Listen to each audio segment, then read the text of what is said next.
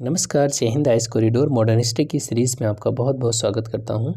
दोस्तों, अपने last video में हमने जो रीजनल पावर्स थी, पंजाब, मैसूर, इनके बारे में देखा। अब हमें ये देखना है कि अंग्रेज़ों ने इतने साल तक हमारे देश पे राज किया, उसका इकोनॉमिक इम्पैक्ट क्या रहा। ठीक है, चलिए स्टार्ट करते हैं। इसी क्रम में हमें समझना है सबसे पहले ड्रेन ऑफ वेल्थ थ्योरी के बारे में। देखिए, अंग्रेज़ों ने जो पूरा सिस्टम बना रखा था, उनका जो एडमिनिस्ट्रेशन था, वो पूरी तरीके से अंग्रेज़ों के हित में काम करता था। तो इसी संदर्भ में दादा भाई नौरोजी ने बताया 1867 में कि अंग्रेज जिस तरीके से काम कर रहे हैं, यहाँ की सारी धन संपदा ब्रिटेन जा रही है और उसके बदले में इंडिया को कोई भी मटेरियल, कॉमर्शियल या इकोनॉमिक रिटर्न हासिल नहीं हो रहा है। इसे ही कहा जाता है ड्रेन ऑफ वेल्थ। अगर सामान्य सी भाषा में कहूँ तो ड्रेन ऑफ वेल्थ का मतलब है वो ये है कि भारतीय धन संपत्ति का इंग्लैंड जाना और उसके बदले में भारतीयों को कोई भी लाभ न मिलना ही धन की निकासी है, ड्रेन ऑफ वेल्थ है। क्लियर है। और यहाँ पर बात करें, दादा भाई नौरोजी ने तो बताया ही था, बाद में अनेक अन्य विद्वानों ने भी, जैसे आर.पी. दत्ता, एम.जी. रानाडे, इन्होंने भी ड्रेन ऑफ वेल्थ के बारे में बताया। क्लियर। अब देखिए, दादा भाई नौरोजी ने बताया कि कैसे ये काम करते हैं, इनका सोर्स क्या है, आखिर हमारा जो पैसा ब्रिटेन जा रहा है, कौन कौन से सोर्सेज हैं जिसके माध्यम से ये पैसा जा रहा है। तो पहला सोर्स उन्होंने बताया कि होम चार्जेस। ये होम चार्जेस क्या है, जो सेक्रेटरी ऑफ स्टेट है ना, ऑन बिहाफ ऑफ इंडिया, वहाँ पर इंग्लैंड में, वो जो भी पैसा खर्च करता है वो सब किस में आते हैं, होम चार्जेस में आते हैं। ठीक है, होम चार्जेस में क्या आता है, जो सेक्रेटरी ऑफ स्टेट है वो पूरा पैसा जो खर्च करता है, वो 1858 के बाद आपको पता है एक पद बनाया जाता है सेक्रेटरी ऑफ स्टेट या भारत सचिव, और इसकी काउंसिल थी। इस काउंसिल ये जो भी खर्च करते थे इंग्लैंड में, यही सब पूरा आता था होम चार्जेस में। ठीक है। अब देखिए, ये जो गृह व्यय है या होम चार्जेस है, इसके अंतर्गत जो सैन्य सामग्री होती थी, सेना के लिए जो खर्च होता था, वो सब इसमें आता था। सैन्य अभियान के लिए कहीं पर भी वो से जो ब्रिटिश आर्मी थी, ब्रिटिश आर्मी में हालांकि ज़्यादातर तो इंडियन ही थे, कहीं दुनिया में भी कहीं वो लड़ते थे और इंडियन आर्मी चाहती थी, या उसको ब्रिटिश आर्मी उस समय के लिए बोलिए, तो वो भी सारा खर्च कहाँ से निकलता था, भारत से जाता था। अब सोचिए, 1857 के विद्रोह का जो दमन हुआ, उसमें जो खर्च आया वो भारत से लिया गया। अफ़गानिस्तान में युद्ध लड़ते थे और जो भी खर्च जाता था वो कहाँ से जाता था, भारत से जाता था। ठीक है, तो सेक्रेटरी ऑफ स्टेट जो भी खर्च करता था वो सब भारत के नाम पर वो होम चार्जेस में आएगा। क्लियर है। इसके अलावा दादा भाई नौरोजी ने कहा कि कंपनी के अधिकारियों को जो भी वेतन दिए जाते हैं वो सब किस में आता है, वो सब आता है ड्रेन ऑफ वेल्थ में आएगा।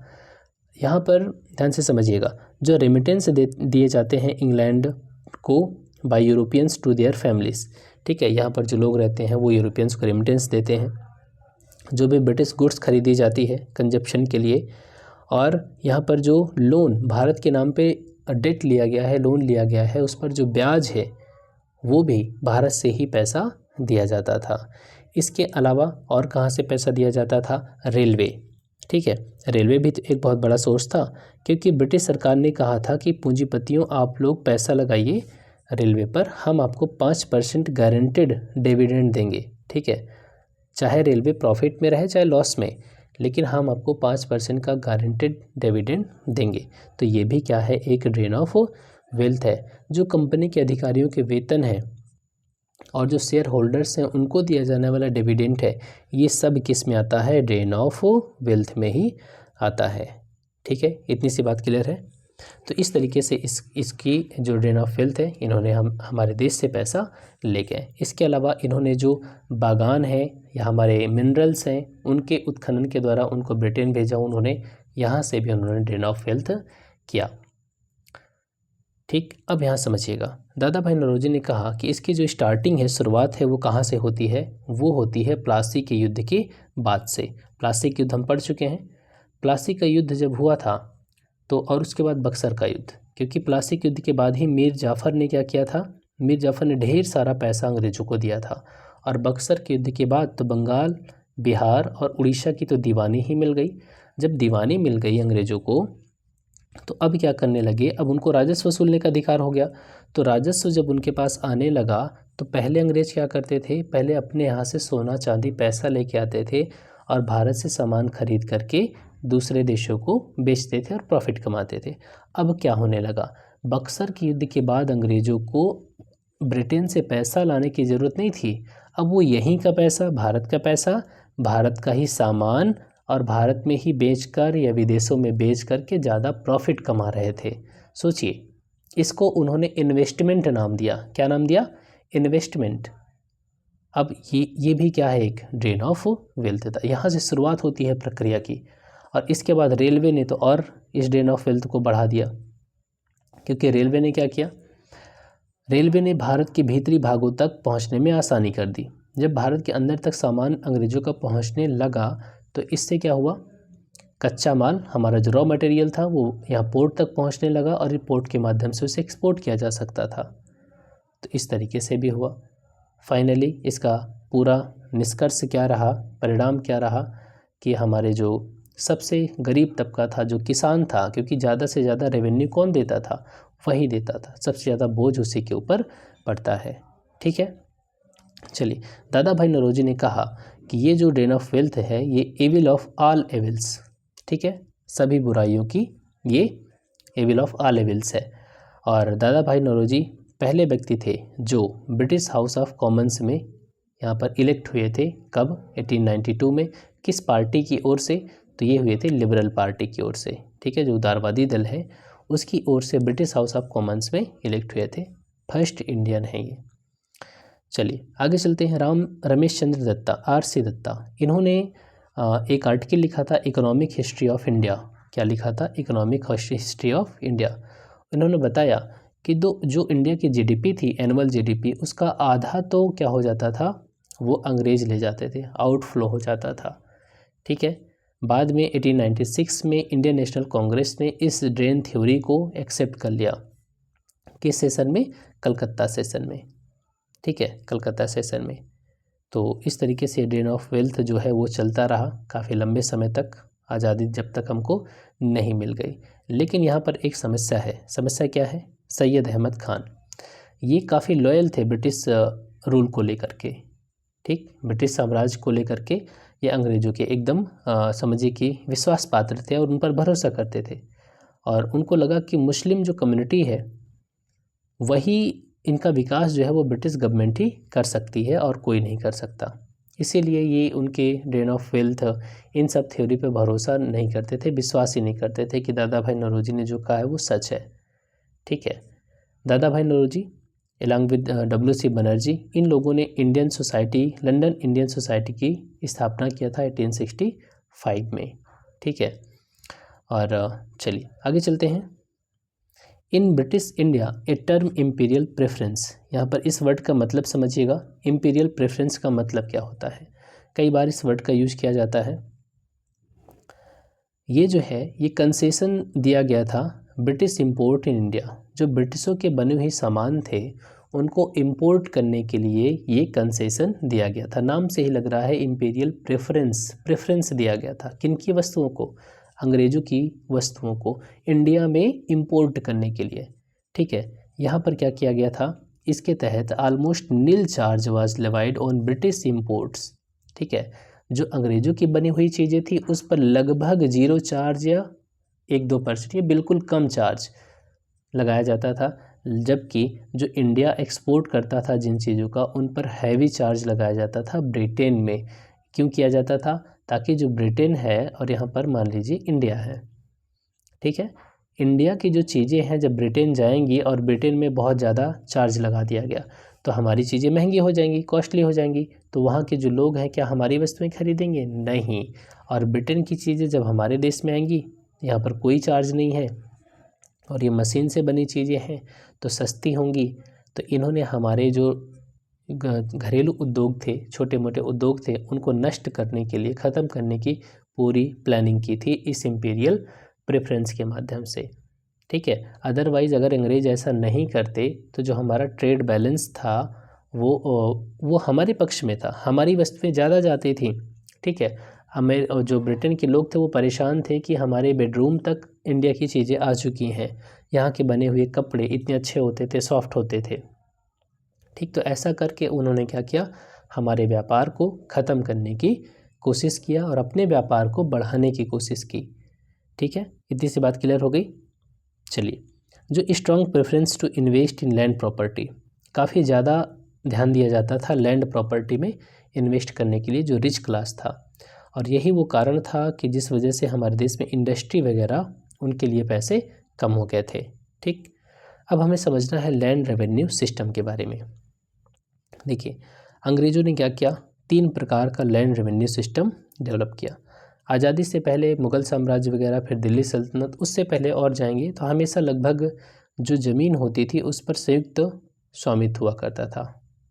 ठीक है, गांव का कब्जा होता था और गांव के पंचायत की जिम्मेदारी होती थी कि जो लगान है वो शासक तक पहुंचा दिया जाए। ऐसे ही सिस्टम चलता था। थोड़ा अकबर के टाइम में आकर के इस तरीके की जमींदारी व्यवस्था देखने को मिली।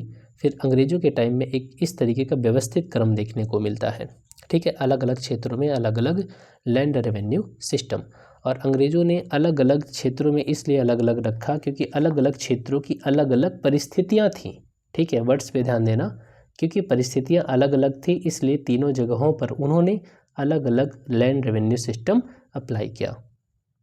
ठीक है, चलिए अब हम देखेंगे। पहला यहाँ पर लैंड रेवेन्यू सिस्टम है परमानेंट सेटलमेंट, या इसे ही जमींदारी सिस्टम भी कहते हैं। ये जो है हमारे देश के 19% टोटल एरिया पर लागू था। कहाँ कहाँ पर, जैसे बंगाल, बिहार, और जो उड़ीसा का एरिया है, बनारस है, NWFP डिवीज़न है, नॉर्थ वेस्ट फ्रंटियर प्रोविंस, यहाँ पर देखिए।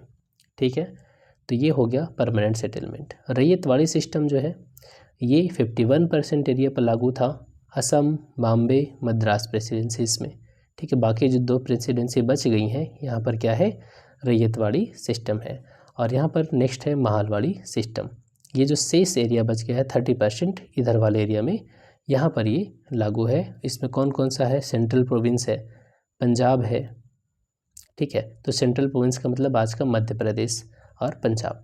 तो इन इलाकों में हमें माहलवाड़ी सिस्टम देखने को मिलता है। अब हमें एक एक करके इनको समझना है। मैं यहीं पर आपको समझाऊंगा। अब आपको थोड़ी देर बिल्कुल से सुनना है ताकि चीज़ें क्लियर हो जाए। आगे सारी चीज़ लिखी है, परेशान होने की कोई ज़रूरत नहीं है। ठीक है, चलिए अब देखते हैं स्थायी बंदोबस्त। स्थायी बंदोबस्त ये जो बात है, सबसे पहले हम यहाँ देखेंगे परमानेंट सेटलमेंट के बारे में। इसके बारे में सुझाव जो दिया था वो को फ्रांसिस ने दिया था। किसने दिया था, को फ्रांसिस ने दिया था। और कॉर्नवालिस ने 1793 में इसको लागू किया था, स्थायी बंदोबस्त। और ध्यान रखना है इसमें जॉन सोर का भी सहयोग था परमानेंट सेटलमेंट को लागू करने में। कॉर्नवालिस जो था वो जॉन सोर के विचारों से सहमत हो गया था, इस वजह से उसने इस सिस्टम को लागू किया। इसका पर्पस क्या था, देखिए स्थायी बंदोबस्त का मतलब हो गया कि जो रेवेन्यू होगा वो फिक्स कर दिया गया। रेवेन्यू फिक्स करने के पीछे क्या था, क्योंकि अंग्रेज़ रिस्क नहीं लेना चाहते थे, वो चाहते थे कि एक निश्चित पैसा आता रहे। ठीक है, तो इसलिए उन्होंने क्या किया कि जमींदार वर्ग को विकसित किया, एक ऐसा वर्ग बनाया और कहा कि ये ज़मीन आपकी है। दूसरा मकसद क्या था, दूसरा मकसद ये था कि जब वो एक जमींदार वर्ग बना दिए तो वो उसको सपोर्ट करेगा ना, तो एक ऐसा समर्थक वर्ग बनाना जो क्या करेगा, वो उनको हमेशा सपोर्ट करेगा। किसका, अंग्रेज़ों का। ठीक है, और अंग्रेज़ों का सपोर्ट करेगा, और जब भी अंग्रेज़ों को ज़रूरत पड़ेगी तो उनकी मदद करेंगे। थर्ड पॉइंट, एग्रीकल्चर का डेवलपमेंट। अंग्रेज़ों को लगा था कि जब जमींदारों को हम इनके ज़मीन का मालिक बना देंगे तो ये कुछ डेवलपमेंट का काम करेंगे, जिससे प्रोडक्टिविटी बढ़ेगी और ज़्यादा लगान मिलेगा। लेकिन जमींदारों ने ऐसा कभी किया नहीं, हालांकि अंग्रेज़ों का एक मकसद था। चौथा पॉइंट, अंग्रेज़ कोई यहाँ पर प्रशासनिक कठिनाई नहीं चाहते थे। वो नहीं चाहते थे कि हम डायरेक्ट लगान वसूलें। अगर वो डायरेक्ट लगान वसूलते तो उन्हें एक बहुत बड़ी प्रशासनिक मशीनरी लानी पड़ती ना, क्योंकि कम लोगों में तो हो नहीं पाता। तो उन्होंने ज़मींदार को बना दिया ज़मीन का मालिक और कहा कि आप लगान वसूलो। तो इस तरीके से उनके लिए कोई दिक्कत भी नहीं थी, आराम से पैसा उन्हें मिलता रहा। तो ये सिस्टम था। स्थायी बंदोबस्त में क्या क्या चीज़ें थीं, पॉइंट, तो इसमें क्या किया गया, जमींदार को भूमि का मालिक बना दिया गया। जमींदार जो है, लैंडलॉर्ड जो है, वो भूमि का मालिक हो गया। ध्यान रखना है जमींदार मध्यस्थ था। मध्यस्थ का मतलब बीच में, एक तरफ है फार्मर किसान और एक तरफ है सरकार, और बीच में कौन है, जमींदार है। जमींदार का काम क्या था, सरकार यहाँ किसानों से लगान लेना और इसको अदा करना। अंग्रेज़ों ने कहा था कि हम 10/11 भाग हमारे पास रहेगा और 1/11 भाग आपके पास रहेगा। ठीक है, तो इस तरीके से इसको फिक्स कर दिया गया था। और जो चारागाह थे, जंगल हैं, तालाब हैं, ऐसे जो पब्लिक लैंड थी उन पर किसके किसके पास आ गई, वो ज़मींदारों के पास आ गई। ठीक है, अब जो ज़मीन है वो उसको परचेज किया जा सकता था, सेल किया जा सकता था। तो इस तरीके से ये पूरा ज़मींदारी सिस्टम काम करता रहा। ठीक, और यहीं पर एक सनसेट क्लॉज आया, सनसेट क्लॉज। सनसेट क्लॉज में क्या था कि अगर जो ज़मींदार है वो एक निश्चित डेट की शाम तक लगान नहीं अदा करता है तो उसकी ज़मींदारी क्या की जाएगी, नीलाम कर दी जाएगी, बेच दी जाएगी, किसी और को दे देंगे जो यहाँ पर लगान अदा करेगा। ठीक है, तो ये हमने पूरा समझा ज़मींदार वर्ग के बारे में, जो ज़मींदारी सिस्टम था। अब हम चलते हैं रैयतवाड़ी सिस्टम की ओर। ठीक है, हालांकि देखिए नुकसान क्या हुआ, नुकसान तो सबको ही होगा, इसमें फ़ायदा सिर्फ अंग्रेज़ों को हुआ। अंग्रेज़ों को फ़ायदा क्या हुआ कि बिना किसी चिंता के उन्हें निश्चित पैसा मिलता रहा। ठीक है, और क्या लाभ हुआ अंग्रेज़ों को, सबसे दूसरा पॉइंट कि उन्हें एक ऐसा ज़मींदार वर्ग मिल गया जो शासन में अंग्रेज़ों का सहयोगी बना। 1857 का जब अभी विद्रोह देखेंगे तो वहाँ देखेंगे जो बड़े ज़मींदार थे उन्होंने अंग्रेज़ों का सपोर्ट किया। ठीक है, नुकसान क्या हुआ, नुकसान तो भैया जो किसान थे उन्हें बहुत ज़्यादा नुकसान हुआ, क्योंकि यहाँ पर बिचौलिए आ गए थे। एक तरफ ज़मींदार है, सरकार को तो लगान जाना ही है, ये ज़मींदार भी लगान लेगा। अब चूंकि ये बड़ा ज़मींदार है तो इसने और छोटे छोटे ज़मींदार पैदा कर दिए, क्योंकि सीधे तो लगान वसूलने जाएगा नहीं, तो इसने और ज़्यादा बिचौलिए आ गए। कुछ ज़मींदार ऐसे थे जिनकी ज़मींदारी नीलाम हो गई थी, तो उस ज़मींदारी जब नीलाम हुई तो किसने ख़रीदा, जो शहर में रहने वाले ज़मींदार थे। मतलब एब्सेंटी लैंडलॉर्डिज़म यहाँ से उत्पन्न होता है, जिसको हम अनुपस्थित ज़मींदारी कहते हैं। तो इससे बिचौलियों की संख्या बढ़ गई, क्योंकि वो तो शहर में रहता है तो गांव में लगान वसूलने के लिए किसी और को रखेगा। तो इस तरीके से कुल मिलाकर किसका शोषण हुआ, किसानों का शोषण हुआ, और इसी की वजह से हमें आगे चल कर के देखने को मिलेगा कई किसान विद्रोह भी हुए हैं। ठीक है, क्लियर। चलिए अब हम देखेंगे यहाँ पर रैयतवाड़ी सेटलमेंट के बारे में।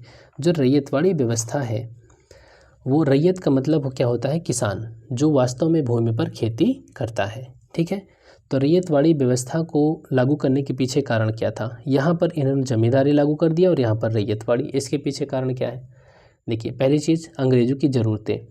रैयत यहाँ पर स्थायी बंदोबस्त में फिक्स कर दिया गया था ना कि हमें इतनी ही भू राजस्व तो चाहिए। उसके बाद लेकिन समय के साथ ज़रूरतें बढ़ी ना, तो क्या हुआ, अंग्रेज़ों ने बदल दिया, बोले कि कोई ज़रूरत नहीं है कि हम फिक्स रखें, समय समय पर हम ऐसी यहाँ पर व्यवस्था लाना चाहते हैं जहाँ पर हम राजस्व वसूलना कम या ज़्यादा कर सकें। ठीक है, सामान्यतः ज़्यादा ही करेंगे, कम तो नहीं करेंगे। दूसरी बात, यहाँ पर कोई वैसा ज़मींदार नहीं था जैसा यहाँ पर पहले से विद्यमान था। और थर्ड पॉइंट है कि यूरोप में एक ऐसी विचारधारा आ चुकी थी रिकार्डो के रेंट के बारे में। आपने पढ़ा होगा रिकार्डो के लगान सिद्धांत जिसको कहते हैं। रिकार्डो ने कहा था कि एक किसान जितना उत्पादन करता है, अगर उसमें से कॉस्ट निकाल दी जाए तो जो भी शेष बच जाता है वो क्या है, रेंट है, लगान है।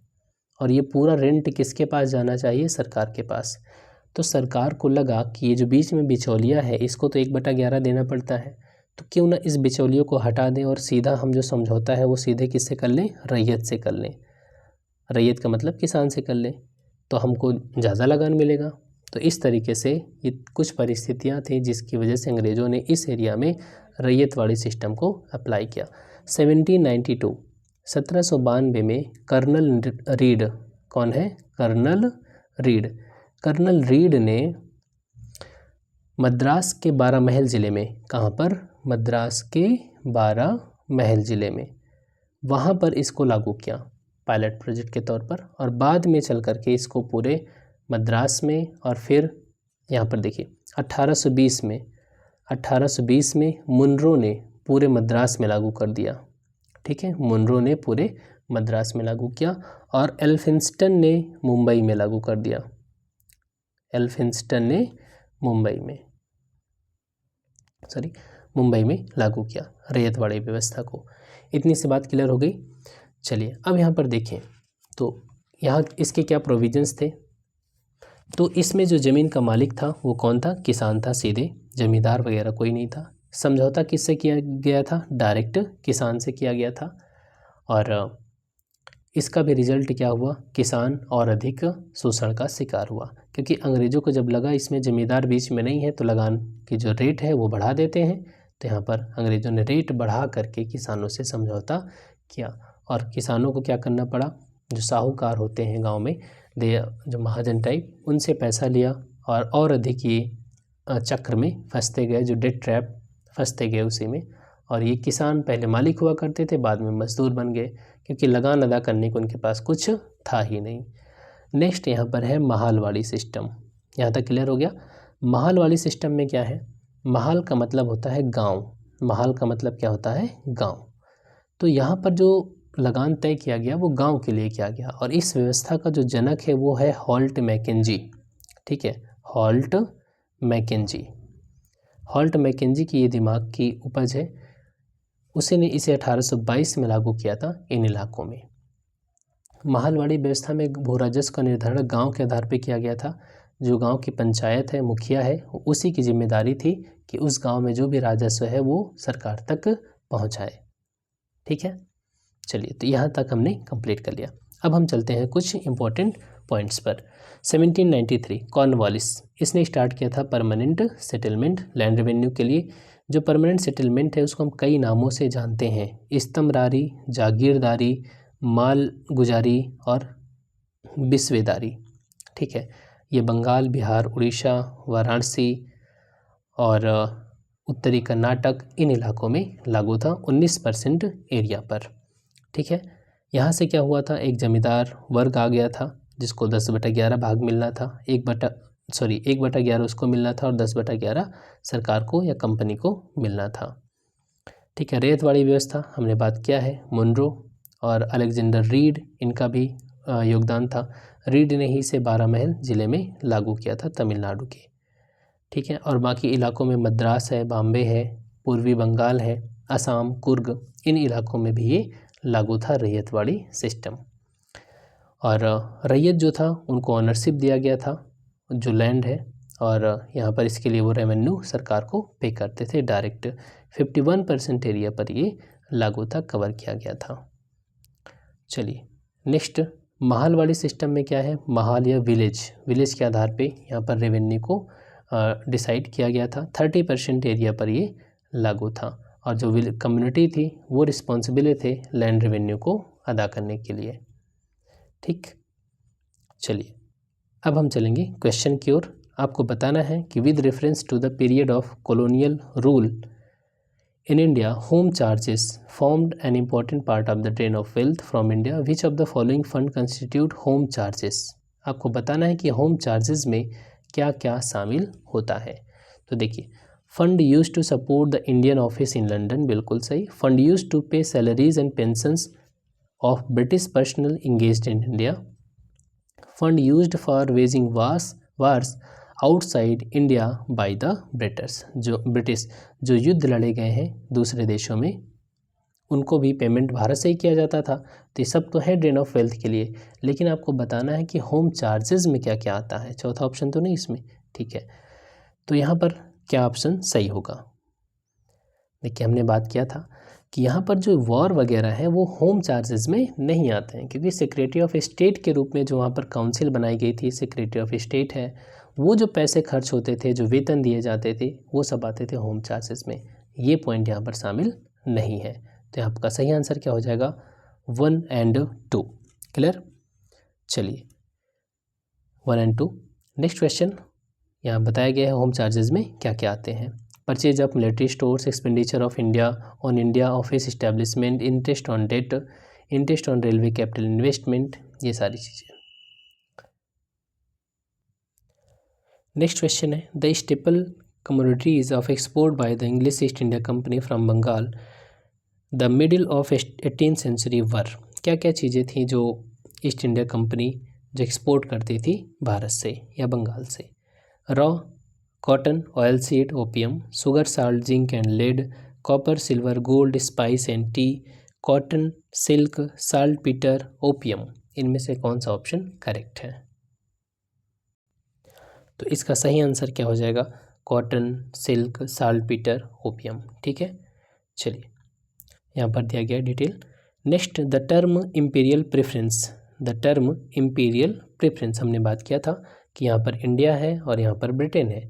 इंडिया के प्रोडक्ट्स पर ब्रिटेन में बहुत ही ज़्यादा टैक्स लगाना, और जबकि ब्रिटेन की वस्तुओं पर इंडिया में बिल्कुल ही टैक्स ना लगाना या बहुत ही कम रेट लगाना।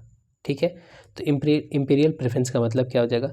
Special privilege on British imports in India. Racial discrimination, ये तो हटा ही दीजिए। Subordination of Indian interest to that of British, हटा दीजिए। Preference was given to British political agent, गलत हो गया। सही आंसर क्या हो जाएगा? जो ब्रिटिश इंपोर्ट होता था इंडिया में उसको स्पेशल प्रिविलेज देना। नेक्स्ट यहाँ पर बताया गया, there was no independent development of industries in India during British rule because. क्यों कोई इंडिपेंडेंट डेवलपमेंट नहीं हुआ इंडस्ट्रीज़ का हमारे देश में ब्रिटिश पीरियड में? इसके पीछे कारण क्या था? Absence of heavy industries, scarcity of foreign capital, scarcity of natural resources, preference of rich to invest in land. बिल्कुल सही, जो लैंड में इन्वेस्ट करते थे ये जो रिच हुआ करते थे। ठीक है, next question, economically one of the results of the British rule in India in the 19th century watch. 19वीं शताब्दी में जो ब्रिटिश रूल का रिजल्ट रहा है, ढेर सारे रिजल्ट में एक रिजल्ट ये भी है क्या? Increase in the export of Indian handicrafts, गलत। इंक्रीज़ कभी नहीं हुआ हमारा एक्सपोर्ट। ठीक है, उन्होंने हमेशा ख़त्म करने की कोशिश की। Growth in the number of Indian owned factories, commercialisation of Indian agriculture, rapid increase in the urban population. तो ध्यान से समझिएगा यहाँ पर कॉमर्शलाइजेशन ऑफ इंडियन एग्रीकल्चर, क्योंकि अंग्रेज़ों ने अपनी ज़रूरत के हिसाब से हमारी फसलों को चेंज किया। उन्हें कॉटन चाहिए था, उन्हें ओपियम चाहिए था, अफीम चाहिए था, उन्हें टी चाहिए थी। ठीक है, और यही क्या कहलाता है कि जब आप खाद्यान्न जो फूड ग्रेन्स हैं उनके जगह पर आप ऐसी फसलों को उगाना शुरू करते हैं जिसको आप तुरंत बेच करके पैसे कमा सकें, तो उन्हें कहा जाता है कॉमर्शलाइजेशन ऑफ एग्रीकल्चर। ठीक है, तो यही इम्पैक्ट ज़्यादा पड़ा। ठीक है, चलिए next, which of the following statements correctly explains the impact of industrial revolution on India during the first half of the 19th century. आपको पता है कि 1760 के बाद ब्रिटेन में इंडस्ट्रियल रेवोल्यूशन होती है, और इस इंडस्ट्रियल रेवोल्यूशन का क्या प्रभाव पड़ा कि वहाँ पर प्रोडक्शन जो है वो बल्क में होने लगा, और इस प्रोडक्शन के मार्केट के रूप में किसका इस्तेमाल किया गया? इंडिया का। ठीक है, यहाँ से रॉ मटेरियल जाता, वहाँ प्रोडक्ट तैयार होता और उसी प्रोडक्ट को इंडिया में बेचा जाता। तो इसका क्या इम्पैक्ट पड़ा? हमने पहले भी डिटेल में बात किया है कि इंडियन हैंडीक्राफ्ट्स वर रूइंड। बिल्कुल सही है, जो भारत के हैंडीक्राफ्ट्स थे वो पूरी तरीके से बर्बाद हो गए।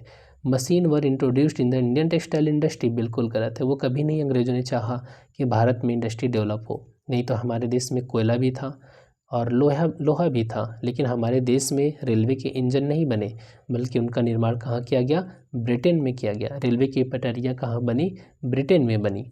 Railway lines were laid in many parts of the country. Heavy duties were imposed on imports on British, नहीं, इम्पोर्ट पे तो बहुत ही ड्यूटी कोई लगाई ही नहीं गई। तो यहाँ पर सही आंसर क्या हो जाएगा? Indian handicrafts were ruined.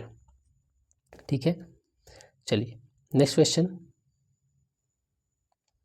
Who introduced इस्तमेरारी सेटलमेंट? इस्तमेरारी सेटलमेंट, तो इस्तमरारी जो सेटलमेंट है वेलेस्ली, कॉर्नवालिस, वॉरेन हेस्टिंग्स या लॉर्ड डफरिन, किसने इसको इंट्रोड्यूस किया? तो हम जानते हैं कि ये शुरुआत की गई किसके द्वारा? लॉर्ड कॉर्नवालिस के द्वारा। इसी को स्थायी बंदोबस्त भी कहते हैं। 1793 में स्थायी बंदोबस्त को लागू किया गया।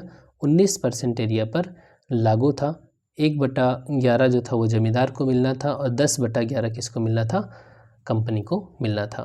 नेक्स्ट क्वेश्चन, और इसको अन्य नामों से भी जानते हैं, जागीरदारी, मालगुजारी, बिस्वेदारी, कई नामों से जानते हैं। ठीक है, नेक्स्ट क्वेश्चन असर्शन रीजनिंग का है। यहाँ पर बताना है, the British government introduced different land revenue system in different part of India. बिल्कुल सही है, अलग अलग तरीके से लागू किया इन्होंने, कहीं पर रैयतवाड़ी, कहीं पर परमानेंट सेटलमेंट, कहीं पर महालवाड़ी। रीज़न क्या है? It led to create different classes in Indian peasantry. ठीक है, क्या इसकी वजह से डिफरेंट क्लासेस की ओर आगे बढ़ा हमारा जो इंडियन पीजेंट्री था? ठीक है, तो यहाँ पर आपको बताना है क्या सही है। ठीक है, यहाँ पर देखिए ए तो करेक्ट है बिल्कुल, क्योंकि अलग अलग जगहों पर अलग अलग सिस्टम लागू किया। दूसरी बात, अलग अलग सिस्टम होने की वजह से अलग अलग क्लास भी बन गए, डिफरेंट क्लासेस बन गए। तो यहाँ पर असर्शन भी ठीक है, रीजनिंग भी ठीक है और इसको एक्सप्लेन भी कर रहा है। क्लियर? तो ऑप्शन ए यहाँ पर क्या हो जाएगा? करेक्ट। यहाँ पर डिटेल दिया गया है, तो अलग अलग क्षेत्रों में अलग अलग, कहीं पर रेतवाड़ी, कहीं पर महालवाड़ी, कहीं पर परमानेंट सेटलमेंट। ठीक, 19% एरिया, 51% एरिया और 30% एरिया। याद हो गया होगा अब तक, तो इसीलिए मैं बार बार बोलता हूँ ताकि आपको याद हो जाए। ठीक, और इसकी वजह से क्या हुआ, अलग अलग यहाँ पर इंडियन पेजेंट्री में अलग अलग क्लास आ गए। Next question, the permanent settlement was introduced by. Permanent settlement, स्थायी बंदोबस्त लॉर्ड कॉर्नवालिस के द्वारा आया। Next question, which one of the following is correct about the permanent settlement. ठीक है, परमानेंट सेटलमेंट के बारे में बताना है कौन सा करेक्ट है। जमींदार were deprived of ownership of the land, गलत हो गया, जमींदार तो ही इसके मालिक थे। The right of ownership of land was made hereditary and transferable for zamindars. Land revenue was constitutionalized and abolition of zamindari. तो एबोलिशन ऑफ जमींदारी तो हो नहीं सकता। ठीक है, तो यहाँ पर क्या है, which one of the following is correct, आपको करेक्ट बताना है। तो जमींदारी, यहाँ पर पहला ऑप्शन था कि zamindar were deprived of the ownership of the land, ये भी गलत है। एबोलिशन ऑफ जमींदारी भी गलत है। लैंड रेवेन्यू वॉज, यहाँ पर देखिए कॉन्स्टिट्यूशनलाइज्ड। ठीक है, तो यहाँ पर इसका सही आंसर क्या हो जाएगा, the right of ownership land was made hereditary and transferable for zamindars. ठीक है, चलिए नेक्स्ट क्वेश्चन, यहाँ पर फिल इन द ब्लैंक है। बिहार, यहाँ पर देखिए, इन कब the right of tenants on land in Bengal and Bihar were given by the Bengal tenancy act. ये जो बंगाल टेनेंसी एक्ट है ये कब आया था? 1885 में। सिंपल सा क्वेश्चन था। चलिए, sir Thomas Munro is associated with the land revenue system. Thomas Munro की बात हो रही है। थॉमस मुनरो किससे संबंधित था? परमानेंट सेटलमेंट, महालवाड़ी, रैयतवाड़ी या नन ऑफ द एबव? तो होगा तो इन्हीं तीन में से किसी में से। तो हमें पता है कि जो थॉमस मुनरो है वो किससे संबंधित है? रैयतवाड़ी सिस्टम से, क्योंकि मद्रास के 12 महल ज़िले में या तमिलनाडु उस आज का, वहाँ पर जो सिस्टम लागू किया गया था, मुनरो और कैप्टन रीड यही फाउंडर थे इसके। ठीक है, चलिए next question, the English introduced the ryotwari system for the first time in, कहाँ पर? तो रैयतवाड़ी सिस्टम जो पहली बार लागू किया गया था वो लागू किया गया था मद्रास प्रेसिडेंसी में, और मद्रास प्रेसिडेंसी में भी कहाँ पर? 12 महल डिस्ट्रिक्ट में। ठीक है, 12 महल डिस्ट्रिक्ट में। Next question, with the reference to Ryotwari settlement consider the following statements. The rent was paid directly, Ryotwari की बात हो रही है। The rent was paid directly by the peasant to the government, बिल्कुल सही है। जो किसान वो डायरेक्ट सरकार को जो रेंट था वो अदा करता था। द गवर्नमेंट गिव पट्टा टू द रैयत। The land were served and assessed before being taxed. ठीक है, इसमें जो ज़मीन होती थी उसका सर्वे किया जाता था, तब उस पर टैक्स लगाया जाता था। ठीक है, तो इसका सही आंसर क्या होगा? इसके 1, 2, 3 तीनों ही ऑप्शन करेक्ट हैं। चलिए next question, with the reference to the history of India consider the following pairs. Aurang, Bania और मिरासीदार। ठीक है, यहाँ पर आपको मैच कराना है। क्वेश्चन है, which of the pair given above is correct, is are correctly matched. ठीक है, देख लेते हैं इसको। तो यहाँ पर सही आंसर क्या होगा? देखिए, जो औरंग थे in charge of treasury of the state, गलत है। बनियान, यहाँ पर देखें तो Indian agent of the East India Company, ठीक है। Mirasidar designated revenue payer to the state, ये भी ठीक है। तो यहाँ पर 2 और 3 करेक्ट है। थोड़ा सा हम एक्सप्लेनेशन में चलते हैं, फिर यहाँ पर देखेंगे। देखिए, औरंग जो है वो एक पर्शियन टर्म है, उसका मतलब होता है वेयर हाउस। वेयर हाउस का मतलब क्या होता है? जहाँ पर गुड्स को कलेक्ट किया जाता है बिफोर सोल्ड, बीइंग सोल्ड, बेचने से पहले ही उन्हें कलेक्ट किया जाता है। अब यहाँ पर देखिए बनियान, ये इंडियन एजेंट हुआ करते थे ईस्ट इंडिया कंपनी के, जो क्या किया करते थे? कॉमर्शियल फंक्शंस किया करते थे। और जो मिराशीदार हैं, ये गांव के जो इलीट हुआ करते थे, विलेज इलीट्स हुआ करते थे साउथ इंडिया में, उन्हें कहा जाता था। और जनरली ये हाई कास्ट से बिलोंग करते थे। और इन्हीं मिरासीदार के अंडर में ही जो लोग हुआ करते थे वो काम करते थे। ठीक है, in Ryotwari system they were made designated revenue payer to the state. Ryotwari system में इन्हें कहा गया था लगान अदा करने के लिए। ठीक है, चलिए, when was the first T company in Assam established. जो असम टी कंपनी है वो कब इस्टेब्लिश हुई थी? 1835, 1839, 1837 और 1841। तो इसका सही आंसर क्या होगा? ठीक है, ये बात हो रही है टी कंपनी की, कॉमर्शलाइजेशन ऑफ जो एग्रीकल्चर हुआ था उसी से रिलेटेड है। ये है 1839। ठीक है, 1839 ये कंपनी स्थापित हुई थी 5 लाख रुपए की कैपिटल से। कितनी कैपिटल थी इसकी? 5 lakh rupees, the Assam company के नाम से। यहाँ देखिए, इंग्लैंड 1839। चलिए next question, which one of the following statement correctly defines the term drain theory. अभी हमने बात किया था ड्रेन ऑफ वेल्थ के बारे में, जो कि दादा भाई नौरोजी के द्वारा दिया गया। चलिए देख लेते हैं इसका मतलब क्या है ड्रेन ऑफ वेल्थ का। इसका मतलब है that the resource of the country were being utilised in the interest of Britain, that a part of Indian national wealth और total annual product was being exported to Britain for which India got no material return. तो बिल्कुल सही है, यही वो word line है जो बताती है कि ड्रेन ऑफ वेल्थ का मतलब है कि ब्रिटेन को सारा पैसा जाता था, लेकिन उसके बदले में इंडिया को कुछ भी नहीं मिलता था। तो यही है ड्रेन ऑफ वेल्थ, बाकी ऑप्शन यहाँ पर ठीक नहीं है। ठीक है, चलिए next, who among the following leaders did not believe in the drain theory of दादा भाई नौरोजी। तो हमने बात किया था कि सर सैयद अहमद खान, इन्होंने ड्रेन थ्योरी में बिलीव नहीं किया, क्योंकि इनको लगता था कि जो अंग्रेज़ हैं वही हमारी मदद कर सकते हैं, मुस्लिमों का विकास कर सकते हैं, इसलिए उनको ट्रस्ट करते थे ये। और दादा भाई नौरोजी जैसे इन्होंने जो सिद्धांत दिया ड्रेन ऑफ वेल्थ, उनमें बिल्कुल इनको भरोसा नहीं था।